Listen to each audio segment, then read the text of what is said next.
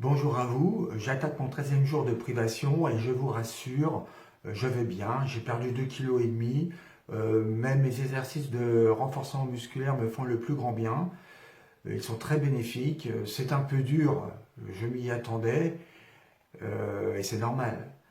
Qu'est-ce que 13 jours de privation par rapport à 26 ans de tourment?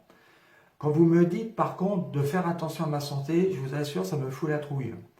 Je fais attention, je prends ma tension chaque matin, elle est bonne, j'ai des petits coups de barre, c'est normal. J'ai connu un état nauséeux il y a 2-3 jours et des migraines, et puis ça a disparu, je ne sais pas pourquoi. Le 28 avril, je ferai une prise de sang pour contrôler.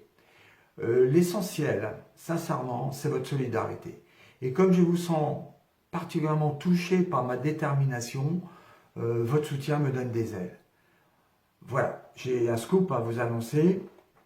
Je vais alerter Éric Dupond-Moretti, ministre de la Justice et garde des Sceaux, du motif de mon indignation par une vidéo que je posterai sur son compte Twitter.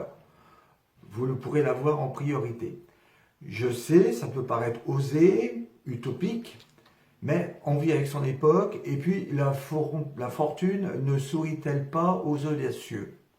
Aujourd'hui, il n'y a aucun obstacle constitutionnel relatif à la règle de séparation des pouvoirs. Il n'y a aucune procédure en cours concernant cet arrêt, que je ne conteste nullement, comme vous le savez d'ailleurs. Je transmettrai aussi cette vidéo au président de la République, au Premier ministre, à Madame la sénatrice Françoise Férat, ainsi qu'au député Éric Girardin. En 2012, j'avais saisi le président de la République, Nicolas Sarkozy, ainsi que Benoît Paru, qui était député à l'époque et ministre du Logement, avec succès, alors que j'étais bien le seul à y croire. Pourquoi aujourd'hui ça ne fonctionnerait pas? Je reviendrai d'ailleurs dans une prochaine vidéo. Demain, je publierai la lettre du 22 mars transmise à Madame la Présidente à la Cour d'appel en totale transparence avec vous, comme j'essaie de le faire depuis le 13 avril. Voilà. Donc je vais conclure par ces mots tout simples. Je n'ai vraiment pas l'intention de me faire mal, de nuire à ma santé. Je ne veux pas mourir, soyons-en persuadés. Ne vous inquiétez pas outre mesure.